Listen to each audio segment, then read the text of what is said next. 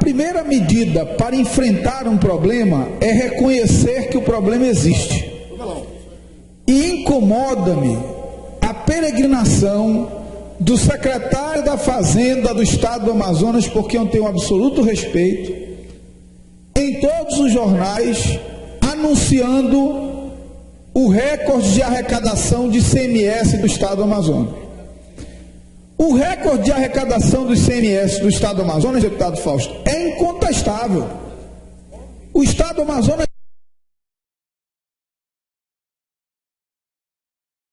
efetivamente, deputado Zé Ricardo, vem batendo o recorde de arrecadação de ICMS. No entanto, ainda com recorde de arrecadação de ICMS, o Estado do Amazonas vem desde 2009 com um absurdo desequilíbrio fiscal, conforme eu demonstrei aqui ontem. Foram 600 milhões de reais de empenhos cancelados em 2009, 600 milhões em 2010, 700 milhões em 2011, 800 milhões em 2012. E eu, diante do entusiasmo do secretário da Fazenda com as contas do governo do Estado do Amazonas, tive o cuidado de abrir agora, o site Transparência, que é alimentado pela própria Secretaria da Fazenda do Estado do Amazonas. E a informação de agora é que o Estado do Amazonas, hoje, nesse momento, empenhou 12 bilhões 119 milhões de reais e recebeu de receita 11 bilhões 192 milhões de reais. Portanto, hoje, há um déficit nas contas públicas do Estado do Amazonas, ainda que exista recorde de arrecadação de ICMS de 1 bilhão de reais. Não é 1 mil reais, não é R$1, não são 100 mil reais, é 1 bilhão de reais. É o déficit das contas do Estado do Amazonas agora. Acabei de abrir o site, exatamente agora. 1 bilhão de reais de diferença entre empenhado e a receita realizada até aqui. O Estado do Amazonas tinha uma dotação inicial para gastar de 11.938, já gastou 12.119. Portanto, o secretário precisa reconhecer que há desequilíbrio fiscal para tomar as medidas necessárias para enfrentar esse desequilíbrio. E aí, deputado Zé Ricardo, existe um erro básico que eu vou repetir com mais ênfase hoje e espero que o deputado Adilto Afonso, relator do orçamento, ouça.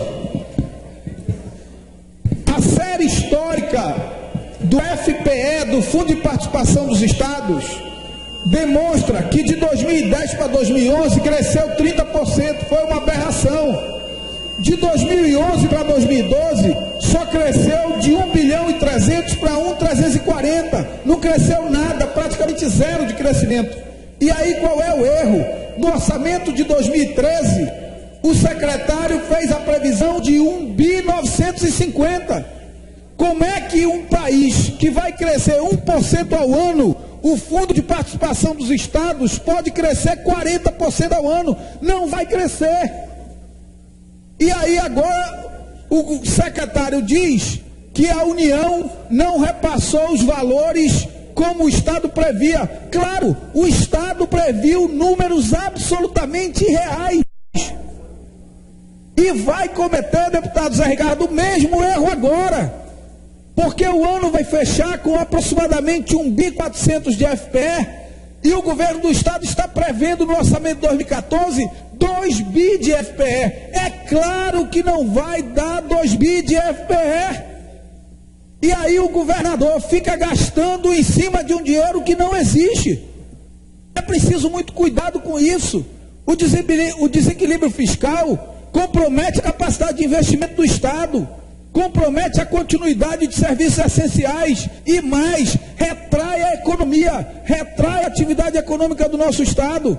Não há atividade econômica estável, um absurdo desequilíbrio fiscal que o Amazonas vive desde 2009. É preciso recolocar esse trem nos trilhos, no trilho da austeridade, no trilho do equilíbrio. Eu peço tolerância de Vossa Excelência só para ouvir o deputado Zé Ricardo, do tempo descontado do tempo do PT. Obrigado, deputado Marcelo. Quero só, com Vossa Excelência, concordar em relação a essa questão das finanças do Estado.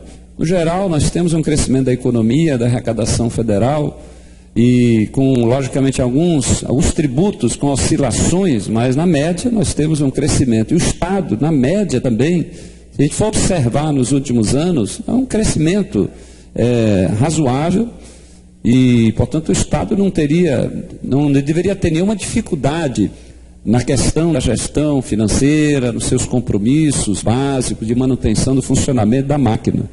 Mas o que a gente percebe é como Vossa Excelência está chamando a atenção, o problema do descontrole dos investimentos, daquilo que é contratado, totalmente fora de controle, a gente percebe isso claramente aí.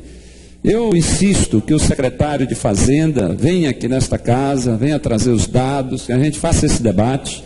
E um item que eu coloco para chamar a atenção, o endividamento do Estado, o tamanho do endividamento, quanto está sendo pago por mês, a questão dos juros de médio e longo prazo, qual é o impacto disso para os próximos anos, próximas décadas, inclusive, desses grandes investimentos realizados. Nós precisamos abordar isso aí.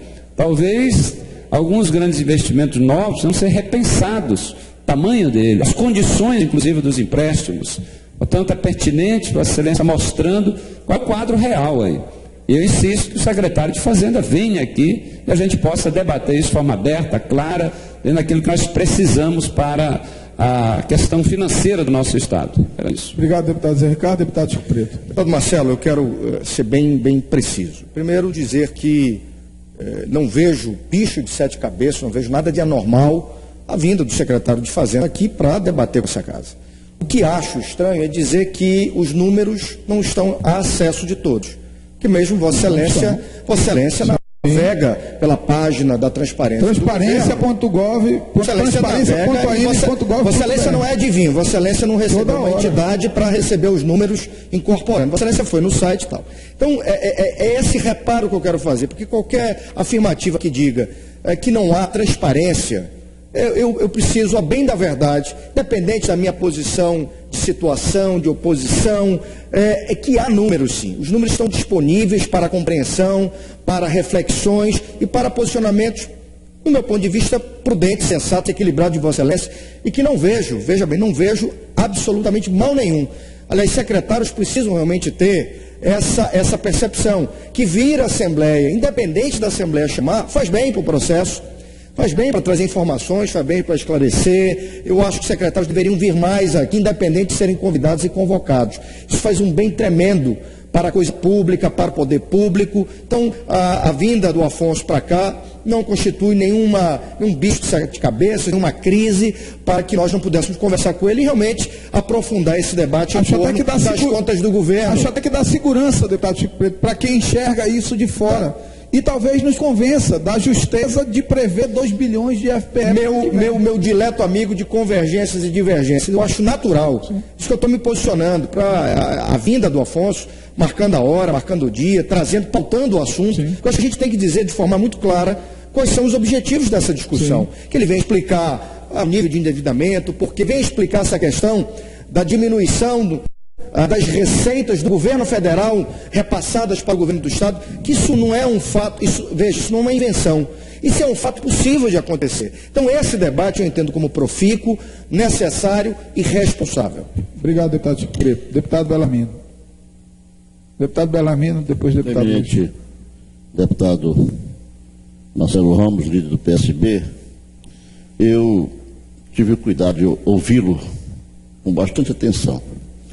E percebo que a preocupação de Vossa Excelência pode ceder lugar a uma confiança, a uma tranquilidade, porquanto há 23 anos eu estou nessa Casa Legislativa e todos os governantes que passaram pela responsabilidade de governar o Estado chegaram ao final investindo, pagando em dia os servidores, fornecedores e fechando as contas públicas de maneira da forma da lei. De tal forma que eu não posso acreditar quando numa estrutura de governo tem uma Secretaria de Fazenda, Secretaria de Planejamento, Controladoria e outros órgãos que pensam e repensam as condições de investimento e de arrecadação receita e despesa do Estado, possa exatamente enveredar para o caminho da irresponsabilidade de gastar mais do que tem.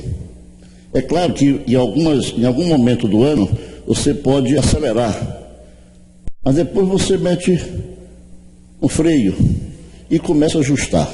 Isso acontece do Estado para com a União, de tal forma que eu tenho certeza que essa preocupação de Vossa Excelência cessará no momento em que o governo fechar as contas, os investimentos restarão para ser provados e vistos.